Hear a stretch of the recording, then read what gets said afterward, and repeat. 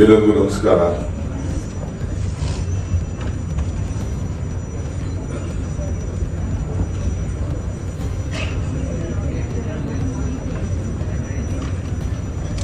ನಾನು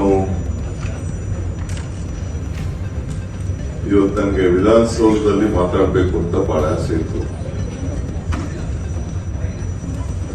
ಬೆಳಗಿನ ಜಾವ 3 ಗಂಟೆ 2:45 3 ಗಂಟೆಗೆ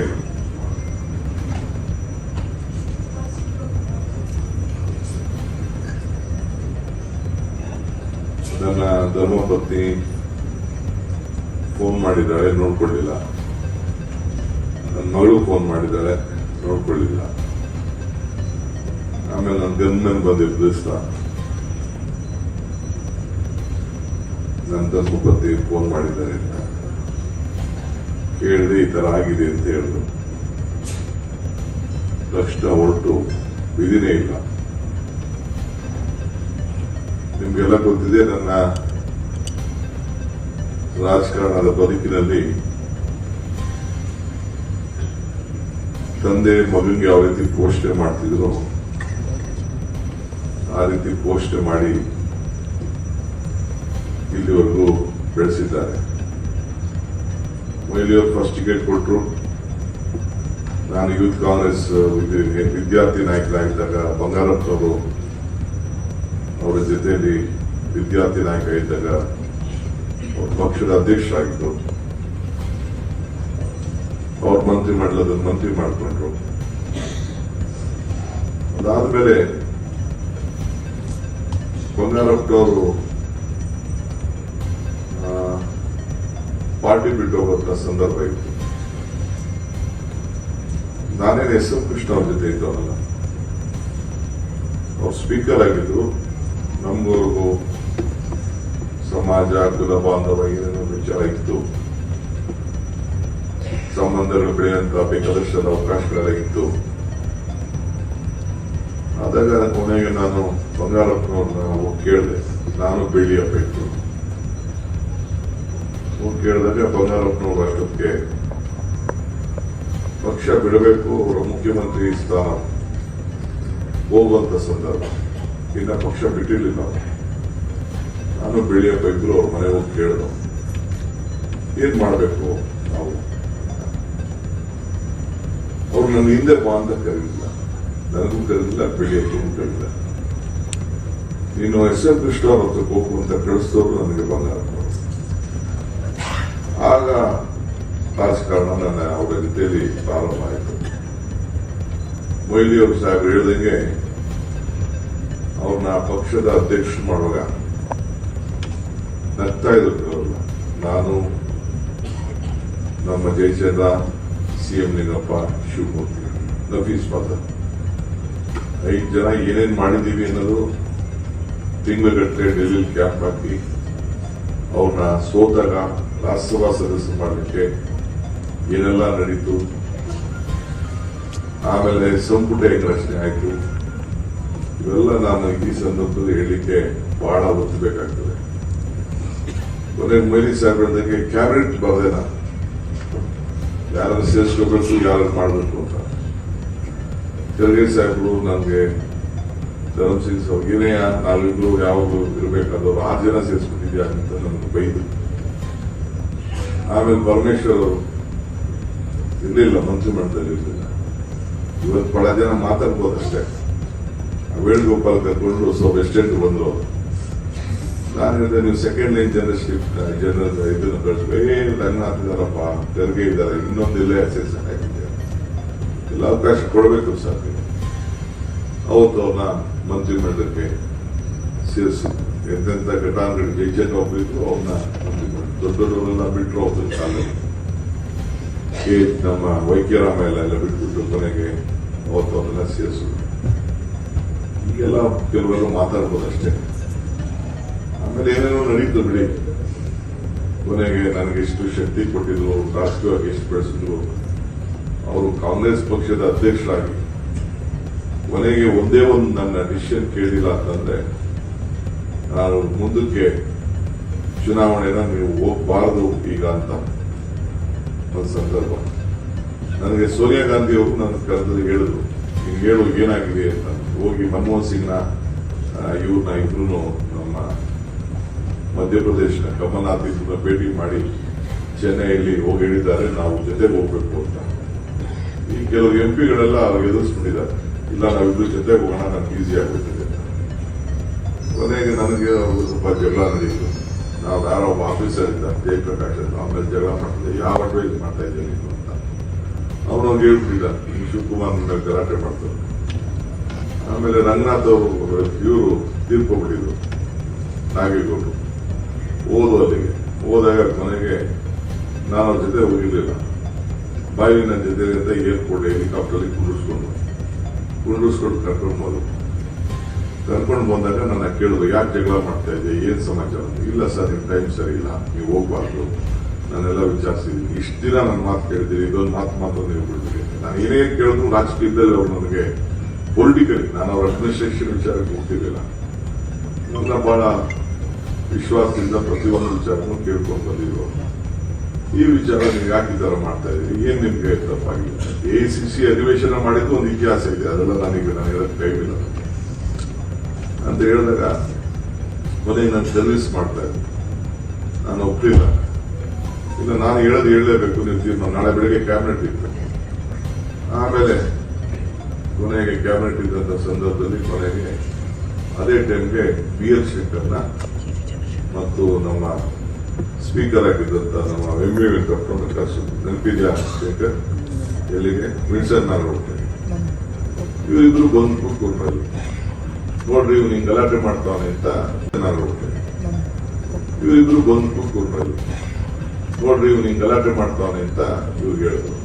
ಏನ್ ಸರ್ ಅಂತ ಕೇಳಿದ್ರು. ಇವ್ರಿಗೂ ಅಭಿಪ್ರಾಯ ಕರ್ತಿದ್ರು, ಈ ತರ ಹೇಳ್ತಾ ಇದ್ದಾನೆ ಅಂತ. ಇವರಿಬ್ರು DK ಶಿವಕುಮಾರ್ ಕರೆಕ್ಟ್ ಆಗಿದೆ ಅಂತ ಹೇಳಿ ಅವ್ರ ಎದುರುಗಡೆನೆ ಹೇಳಿದ್ರು, ನೀವು ಹೋಗ್ಬಾರ್ದು, ಬೇರೆ ಬೇರೆ ಹೋಗ್ಬೇಕು ಅಂತ. ವಿಲಾಸರಾವ್ ದೇಶಮುಖ್ ಇನ್ಚಾರ್ಜ್ ಆಗ ಕೊನೆಗೆ ತೀರ್ಮಾನ ತೆಗೆದುಕೊಂಡ್ರು. ಹೋಯ್ತು, ಸೋತಾದ್ಮೇಲೆ ತೇಜಸ್ವಿ ನಾನು ಪಾರ್ಲಿಮೆಂಟ್ ಮೆಂಬರ್ ಮಾಡಿದೆ, ನಿನ್ ತಮ್ಮನೋ ನಿನ್ನ ಹೆಂಡತಿನ ಮಾಡು ಅಂತ ಹೇಳಿದ್ರು. ನಾನು ಮಾಡಲಿಲ್ಲ. ಆಗ ತೇಜಸ್ವಿನಿ ಕೊಟ್ಟು ಗೆದ್ದು, ನಾವು ಗೆದ್ದು, ಸರ್ಕಾರ ಹೋಯಿತು. ಹಿಂಗೆ ಬೇಕಾದಷ್ಟು ಘಟನೆಗಳೆಲ್ಲ ಕೂಡ ಇದೆ. ಅವ್ರು ತೆಗೆದುಕೊಂಡಂತ ಪ್ರತಿಯೊಂದು ಕಾರ್ಯಕ್ರಮ, ನಾನು ಆವಾಗ ಒಂದು ಮಾತು ಹೇಳ್ತಾ ಇದ್ದೆ, ಕಾಂಗ್ರೆಸ್ ಶಕ್ತಿ, ದೇಶದ ಶಕ್ತಿ, ಕಾಂಗ್ರೆಸ್ ಇತಿಹಾಸ, ಈ ದೇಶದ ಇತಿಹಾಸ. ಕಾಂಗ್ರೆಸ್ ಅಧಿಕಾರಕ್ಕೆ ಬಂದ್ರೆ ಎಲ್ಲ ವರ್ಗದ ಜನರ ಅಧಿಕಾರಕ್ಕೆ ಬಂದಂಗೆ ಅಂತ ಏನ್ ಹೇಳ್ತಾ ಇರ್ತೀರಲ್ಲ, ಅವರ ಅವಧಿಯಲ್ಲಿ ಯಾವ ವರ್ಗಕ್ಕಿಲ್ಲ ಅಂತಿಲ್ಲ. ಪುಟಾಣಿ ಮಕ್ಕಳು ಬಿಸಿ ಊಟ ಇಂದ ಹಿಡಿದು, ಶ್ರೀಶಕ್ತಿಯಿಂದ ಹಿಡಿದು, ಯುವಕರಿಗಿಂದ ಹಿಡಿದು, ಟೆಕ್ನೋಕ್ರಾಟ್ಸ್ಗಿಂದ ಹಿಡಿದು, ಅವತ್ತು IT ಪಾಲಿಸಿ ಏನೋ ಒಂದು ಫೌಂಡೇಶನ್ ಹಾಕಿದ್ರಲ್ಲ, ಇವತ್ತು ಬೆಂಗಳೂರಿಂದ ಅಂತಾರಾಷ್ಟ್ರೀಯ ಮಟ್ಟಕ್ಕೆ ತೆಗೆದುಕೊಂಡು ಹೋಗಿಕ್ಕೆ. ಇವತ್ತು ಏರ್ಪೋರ್ಟ್ ಜಮೀನ್ ಬರೀ 6 ಲಕ್ಷ ತೀರ್ಮಾನ ಮಾಡಿದೆ. ನಾನೇನ್ ತೀರ್ಮಾನ ಮಾಡಿದೆ ಅದಕ್ಕೆ ಒಪ್ಕೊಂಡು ಬರೀ 6 ಲಕ್ಷ. ಕೊನೆಗೆ ಮೆಟ್ರೋ ಸಂದರ್ಭ ಬಂತು ಕ್ಯಾಬಿನೆಟ್ ಅಲ್ಲಿ. ನನ್ನ ಜೊತೆ ಇವತ್ತು ಸಗೀರು, ಬೇರೆಯವರೆಲ್ಲ, ಕೃಷ್ಣಪ್ಪ ಎಲ್ಲ ಇಲ್ಲಿಲ್ಲ. ಅವರೆಲ್ಲ ಸಗೀರು ಇದ್ದ, ಆಮೇಲೆ ಬೇರೆ ಇನ್ಯಾರು ಒಂದು 2-3 ಜನ ಇದ್ರು. ದೊಡ್ಡ ಜಗಳ ಆಗೋಯ್ತು ನನಗೆ ಕ್ಯಾಬಿನೆಟ್ ನನಗೂ. ನಮ್ಮ ಮಲ್ಯ ಅವ್ರಿಗೂ ಅವ್ರ ರಿಲೇಷನ್. ಅವರು ಮೆಟ್ರೋ ಇದನ್ನ ಮೋನೋ ರೈಲ್ಗೆ ಅಗ್ರಿಮೆಂಟ್ ಆಗಿತ್ತು, JH ಪಟೇಲ್ ಕಾಲದಲ್ಲಿ ಮೋನೋ ರೈಲ್ಗೆ ಅಗ್ರಿಮೆಂಟ್ ಆಗಿ ಅದನ್ನ ಮುಂದುವರಿಸಬೇಕು ಅಂತ. ನಾನಿಲ್ಲ ಸರ್, ಇದು ಪಾಸಿಬಲ್ ಇಲ್ಲ. ಅಶೋಕ್ UD ಮಿನಿಸ್ಟರ್ ಆಗಿದೆ, ಆಪರೇಷನ್ ಬಿಟ್ಬಿಟ್ಟು UD ನಾನು ಯಾವ್ದು ಕೇಳ್ತೋ ಅದು ಕೊಡ್ತಾ ಇದ್ದು. ಬೇರೆ ಜನ UD ತಗೊಂಡಿದ್ದು, ಅದಷ್ಟಿನ 2 ವರ್ಷ ಎಕ್ಸ್ಪೀರಿಯನ್ಸ್ ಆಗಿಂತ ಮಾಡಿ UD ಹೋಗಿದ್ದೆ. UD ಹೋದ ತಕ್ಷಣ ಕೊನೆಗೆ ಅವ್ರಿಗೂ ನನ್ನ ಇವ್ರಿಗೂ ಬಾಂಧವ್ಯ ಚೆನ್ನಾಗಿತ್ತು. ನಮ್ಮ ಅನಂತ್ ಕುಮಾರ್ಗೂ ಮತ್ತು ಪ್ರೈಮ್ ಮಿನಿಸ್ಟರ್ ಅವ್ರು ಹೋದಾಗ ಕೇಳಿದಾಗ ಕೊನೆಗೆ ನಾನಿಲ್ಲ ಸರ್, ಕೊಡಕ್ಕಾಗಲ್ಲ, ನೀವು ಮಾಡಕ್ಕಾಗಲ್ಲ, ಅದು ಮಕ್ಕಳು ಬೊಂಬೆ ತರ ಆಗಿದೆ ಸರ್, ಈ ಕರ್ನಾಟಕ ಸೋಲೋಗಲ್ಲ ಅಂತ ಹೇಳಿದೆ. ಏನ್ ಸಿಟ್ಟು ಮಾಡ್ಕೊಂಡು ಕೊನೆಗೆ ಆಯ್ತು ಏನ್ ಮಾಡ್ಬೇಕು ಅಂತ ಹೇಳಿ, ಇಲ್ಲ ಸರ್ ನೀವು ಬೇರೆ ಯೋಚನೆ ಮಾಡಬೇಕು ಸರ್. ಯಾಕೆ ನನ್ನ ಸಗೀರ್ನ CM ಲಿಂಗಪ್ಪ ಇನ್ನೊಂದು ಮುಳ್ಳ ಸುತ್ತ ಒಂದು 5-6 ಜನ ಟೀಮ್ ಮಾಡಿ ಇವ್ರಿಗೆ ಹೇಳ್ಬಿಟ್ಟು ವಿದೇಶಕ್ಕೆ ಕಳಿಸೋದು. ನಾನು 10-15 ದಿನ ಹೋಗಿ ಪ್ರಪಂಚ ಎಲ್ಲ ಟೂರ್ ಮಾಡ್ಕೊಂಡ್ಬಂದು ಒಂದು ರಿಪೋರ್ಟ್ ಕೊಟ್ಟು ಡೆಲ್ಲಿಗೆ ಬಂದು ನಮ್ಮ ಮೆಟ್ರೋ ನೋಡ್ಬೋದು. ಅಲ್ಲಿ ಈ ಮೆಟ್ರೋ ನಮ್ಮ ರಾಜ್ಯಕ್ಕೆ ಸೂಟ್ ಆಯ್ತದೆ ಅಂತ ಕೊಟ್ಟರು. ಅದನ್ನ ಅವ್ರು ಅಕ್ಸೆಪ್ಟ್ ಮಾಡಿದ್ರು. ಎತ್ಕೊಂಡೋಗಿ ನನ್ನ ಕರ್ಕೊಂಡು ಪ್ರೈಮ್ ಮಿನಿಸ್ಟರ್ ಹೋದ್ರು. ಅನಂತ್ ಕುಮಾರ್ ಬಂದಿದ್ದು ಅವ್ರ ಜೊತೆಯಲ್ಲಿ. ಅಲ್ಲೊಬ್ಬ ಶ್ರೀಧರನ್ ಅಂತ ಒಬ್ರು ಇದ್ರು, ಅವ್ರ ಆಫೀಸರ್ಸ್ ಅವ್ರನ್ನು ಕರೆದ್ರು. ಕೊನೆಗೆ ಮೆಟ್ರೋ ಬಂತು. ಹಿಂಗೆ ಪ್ರತಿಯೊಂದು ವಿಚಾರದಲ್ಲೂ ಕೂಡ ಒಂದು ಸಾಕ್ಷಿ ಗುಡ್ಡೆನ ಅವರು ಬಿಟ್ಟುಕೊಂಡಿದ್ದಾರೆ. ಇವತ್ತು ನಾನು ಯಾಕೆ ಇಲ್ಲಿ ಈ ಸಭೆನ ಇಲ್ಲಿ ಮಾಡಬೇಕು ಅಂತ ಹೇಳಿ ನಾಲ್ಕೂರಿಂದ ಇಲ್ಲಿ ಮಾಡಿದೆ ಅಂತಂದ್ರೆ, ಈ ಜಾಗ ನಂದಲ್ಲ. ಈ ಜಾಗ ನಾನೇನು ಇಲ್ಲಿ ನಿಂತಿದ್ದಲ್ಲ, ಈ ಜಾಗ ನಂದಲ್ಲ. ಈ ಜಾಗ ಟೂರಿಸಂ ಕಾರ್ಪೊರೇಷನ್ ಇದು KSTDCಗೆ ಅಲಾಟ್ಮೆಂಟ್ ಆಗಿತ್ತು. ಅದು ಮಾತ್ರ ನಮ್ದು. ಈ ಕೆಂಚೇಗೌಡ ಏನ್ ಮಾಡ್ದ, ಈ ನಮ್ಮ ಇವನು ಮಂತ್ರಿ Roshan Baig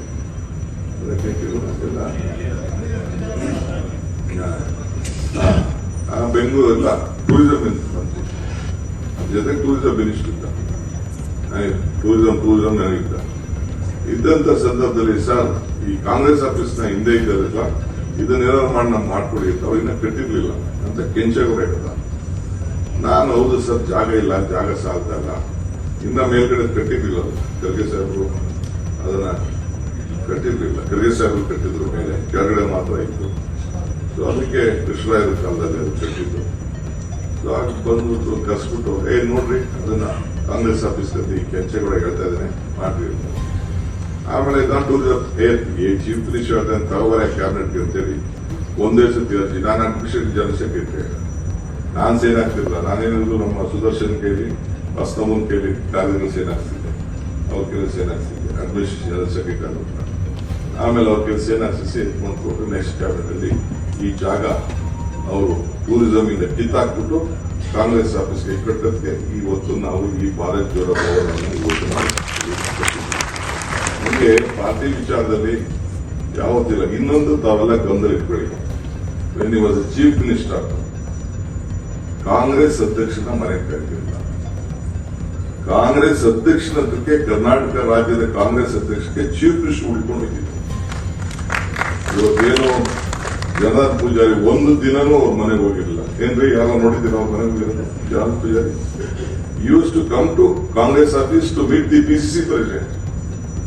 ACC general secretary ಬರ್ತಾ ಇದ್ದಾರೆ ಅಂತಂದ್ರೆ, ಇವರು ಅಂಬಿಕಾ ಸೋನಿ ಇರ್ಬೋದು, ಇಲ್ಲ ಬೇರೆ ನಮ್ಮ ವೈಲಾರ್ ರವಿ ಅವರು ಇರ್ಬೋದು, ಗುಲಾಂ ನಬಿ ಅವರು ಇರ್ಬೋದು, ಇವ್ರು ಹೋಗಿ ಏರ್ಪೋರ್ಟ್ ಅಲ್ಲಿ ಅವ್ರನ್ನ ರಿಸೀವ್ ಮಾಡ್ಕೊತಿದ್ರು. ಅಷ್ಟು ಒಂದು ಪಕ್ಷಕ್ಕೆ ಯಾವ ರೀತಿ ಗೌರವ ಕೊಡಬೇಕು ಆ ಗೌರವನ ಕೊಟ್ಕೊಂಡು ಅವರು ಬರ್ಕೊಂಡು ಬರ್ತಿದ್ರು. ಅಂತ ಒಂದು ಪಕ್ಷಕ್ಕೆ ಒಂದು ದೊಡ್ಡ ಗೌರವನ ಕೊಟ್ಕೊಂಡು ಬರ್ತಾ ಇದ್ರು. ನನ್ನ ಅವರ ಸಂಬಂಧ, ನನ್ನ ಅವರ ವಿಚಾರ, ಈಗಿರೋದು ಬೇರೆ ಬೇರೆದು ಘಟನೆಗಳು, ಈ ಅವ್ರಿಗೆ ಕೋಡೇಶ್ ಅವರು, ಈ ಮಲ್ಯ ಅವರು, ಆದಿಕೇಶರು, JP ನಾರಾಯಣ ಇವರೆಲ್ಲ ಬೇಕಾದ್ರೆ ಸಹಾಯ ಮಾಡ್ತಾ ಇದ್ರು. ರಾಜಕೀಯ ಉದ್ಯೋಗಕ್ಕೂ ಬೇಕಾದ್ರೆ ಸಹಾಯ ಮಾಡಿದ್ದಾರೆ. MC ನಾಣಯ್ಯ ಅವರೆಲ್ಲ ಸೇರಿ ಒಂದು ಕೌನ್ಸಿಲ್ ಅಲ್ಲಿ ಇವರಿದ್ರು. ಕೌನ್ಸಿಲ್ ಅಲ್ಲಿ ನಮ್ಮ ಉಗ್ರಪ್ಪ ಇವರೆಲ್ಲ ಕೌನ್ಸಿಲ್ ಅಲ್ಲಿ ಇದ್ರು. BR ಶಂಕರ್ ಇವರೆಲ್ಲ ಸುದರ್ಶನ್ ಎಲ್ಲ ಇದ್ರು, ಸಭಾಪತಿ ಇದ್ರು. ಏನೊಂದು ಭಾಷಣ ಮಾಡ್ಬಿಟ್ರು ಟೀಕೆ ಅಂತಂದ್ರೆ, ನೀವೆಲ್ಲ ಮಾರ್ಕೊಂಡ್ಬಿಟ್ಟಿದ್ದೀರಿ, ಅದ್ ಮಾಡ್ಬಿಟ್ಟಿದ್ದೀರಿ, ರಾಜ್ಯಕ್ಕೆ ಇದಾಗಿದೆ, ಥರ್ಡ್ ಸಿಂಗ್ ಆಗ್ತಾ ಇದೆ, ಅದಾಗ್ತಾ ಇದೆ, ಇದಾಗ್ತಾ ಇದೆ. ಬರೀ 26,000 ಕೋಟಿ ರೂಪಾಯಿ ಬಜೆಟ್ ಅವರು. ಇವತ್ತು ಅವ್ರು ಹೇಳಿದ್ರೆ 3 ಕೋಟಿ 3.5 ಲಕ್ಷ ಕೋಟಿ ಮೇಲ್ ಬಜೆಟ್ ಇದೆ. ಅಷ್ಟರಲ್ಲಿ ಅಸತದಲ್ಲಿ ಒಂದು ತೀರ್ಮಾನ ತೆಗೆದುಕೊಂಡ್ಬಿಟ್ರು. ತೀರ್ಮಾನ ಯಾವ ಕಾರಣಕ್ಕೂ ಬೇಡ ಅಂತೇಳಿ ಥರ್ಡ್ಸ್ ನ ಕ್ಯಾನ್ಸಲ್ ಮಾಡಿಬಿಟ್ಟು ಕೊನೆಗೆ ಪ್ರಿವಿಲೇಜ್ ಕಾರ್ಪೊರೇಷನ್ ಮಾಡಿ, ಇವತ್ತು ಫೈನಾನ್ಷಿಯಲ್ ಸ್ಟೆಬಿಲಿಟಿ ಏನಾದ್ರು ನಮ್ಮ ರಾಜ್ಯಕ್ಕೆ ಒಂದು ಶಕ್ತಿ ಬಂದು ಅಡಿಪಾಯ ಬಂದಿದೆ ಅಂತಂದ್ರೆ ಇದು SM ಕೃಷ್ಣ ಅವರು ತೆಗೆದುಕೊಂಡಂತ ಒಂದು ನಿರ್ಧಾರ. ಅಂಬಿಕಾ ಸೋನಿ ಇರ್ಬೋದು, ಇಲ್ಲ ಬೇರೆ ನಮ್ಮ ವೈಲಾರ್ ರವಿ ಅವರು ಇರ್ಬೋದು, ಗುಲಾಂ ನಬಿ ಅವರು ಇರ್ಬೋದು, ಇವ್ರು ಹೋಗಿ ಏರ್ಪೋರ್ಟ್ ಅಲ್ಲಿ ಅವ್ರನ್ನ ರಿಸೀವ್ ಮಾಡ್ಕೊತಿದ್ರು. ಅಷ್ಟು ಒಂದು ಪಕ್ಷಕ್ಕೆ ಯಾವ ರೀತಿ ಗೌರವ ಕೊಡಬೇಕು ಆ ಗೌರವನ ಕೊಟ್ಕೊಂಡು ಅವರು ಬರ್ಕೊಂಡು ಬರ್ತಿದ್ರು. ಅಂತ ಒಂದು ಪಕ್ಷಕ್ಕೆ ಒಂದು ದೊಡ್ಡ ಗೌರವನ ಕೊಟ್ಕೊಂಡು ಬರ್ತಾ ಇದ್ರು. ನನ್ನ ಅವರ ಸಂಬಂಧ, ನನ್ನ ಅವರ ವಿಚಾರ, ಈಗಿರೋದು ಬೇರೆ ಬೇರೆದು ಘಟನೆಗಳು, ಈ ಅವ್ರಿಗೆ ಕೋಡೇಶ್ ಅವರು, ಈ ಮಲ್ಯ ಅವರು, ಆದಿಕೇಶರು, JP ನಾರಾಯಣ ಇವರೆಲ್ಲ ಬೇಕಾದ್ರೆ ಸಹಾಯ ಮಾಡ್ತಾ ಇದ್ರು. ರಾಜಕೀಯ ಉದ್ಯೋಗಕ್ಕೂ ಬೇಕಾದ್ರೆ ಸಹಾಯ ಮಾಡಿದ್ದಾರೆ. MC ನಾಣಯ್ಯ ಅವರೆಲ್ಲ ಸೇರಿ ಒಂದು ಕೌನ್ಸಿಲ್ ಅಲ್ಲಿ ಇವರಿದ್ರು. ಕೌನ್ಸಿಲ್ ಅಲ್ಲಿ ನಮ್ಮ ಉಗ್ರಪ್ಪ ಇವರೆಲ್ಲ ಕೌನ್ಸಿಲ್ ಅಲ್ಲಿ ಇದ್ರು. BR ಶಂಕರ್ ಇವರೆಲ್ಲ ಸುದರ್ಶನ್ ಎಲ್ಲ ಇದ್ರು, ಸಭಾಪತಿ ಇದ್ರು.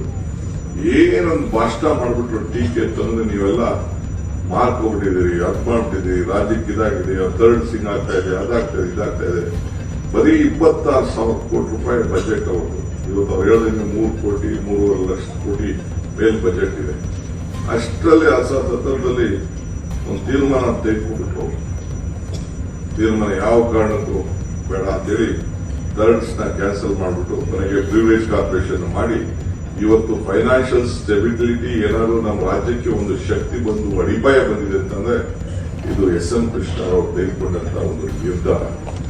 ಮಕ್ಕಳದು ತೆಗೆದುಕೊಂಡು ಆಮೇಲೆ ಪಂಚಾಯತ್ ರಾಜ್ ವ್ಯವಸ್ಥೆಯಲ್ಲಿ ಜೆ.ಎಚ್. ಪಟೇಲ್ ಕಾಲದಲ್ಲಿ 1 ಲಕ್ಷ ಇತ್ತು ಒಂದು ಪಂಚಾಯತಿಗೆ. ತಿರ್ಗಾ ಅದಾದ್ಮೇಲೆ ನಾವು ಬಂದ್ಮೇಲೆ 5 ಲಕ್ಷ ಆಯಿತು. ಸೋನಿಯಾ ಗಾಂಧಿ ಒಂದು ಕರ್ಸ ಇದೆ ನಮ್ಮ ವಿನಯ್ ಕುಲಕರ್ಣಿ ಕ್ಷೇತ್ರದಲ್ಲಿ ಇನ್ನೊಬ್ಬ ಮೇಲೆ ಟೌನ್ ಅಲ್ಲಿ ಮಾಡಿದ್ರೆ ಬೇಲೂರು ಜೊತೆ ಮಾಡಬೇಕಾಯ್ತದೆ ಅಂತ ಈಗ ಅವ್ರ ಕ್ಷೇತ್ರದಲ್ಲಿ ಬೇಲೂರು ಘೋಷಣೆ ಅಂತ ಮಾಡಿ 26 ಇಲಾಖೆನ ನಾವು ಸೇರಿಸಿ ಆಗ ಸುಮಾರು ಒಂದು 25-26 ಲಕ್ಷ ರೂಪಾಯಿ ಒಂದು ಪಂಚಾಯತಿಗೆ ದುಡ್ಡು ಬರೋ ರೀತಿಯಲ್ಲಿ ಮಾಡಿ ಅದಕ್ಕೊಂದು ಶಕ್ತಿ ತುಂಬಿದ್ದು. ಹಿಂಗೆ ಒಂದು ಇಲಾಖೆ ಒಂದು ವಿಚಾರ ಅಲ್ಲ, ಅಷ್ಟೆಲ್ಲ ಕೂಡ ಮಾಡಿ ಬೇಲೂರು ಘೋಷಣೆ ಮಾಡಿ ಕೊನೆಗೆ ರೂರಲ್ ಡೆವಲಪ್ಮೆಂಟ್ ಅರ್ಬನ್ ಡೆವಲಪ್ಮೆಂಟ್ಗೆ ಒಂದು ಶಕ್ತಿ ಕೊಟ್ಟು ಇವತ್ತು ಕರ್ನಾಟಕ ರಾಜ್ಯಕ್ಕೆ ಒಂದು ಹೊಸ ಫೌಂಡೇಶನ್ ಅನ್ನ ಹಾಕಿದ್ರು.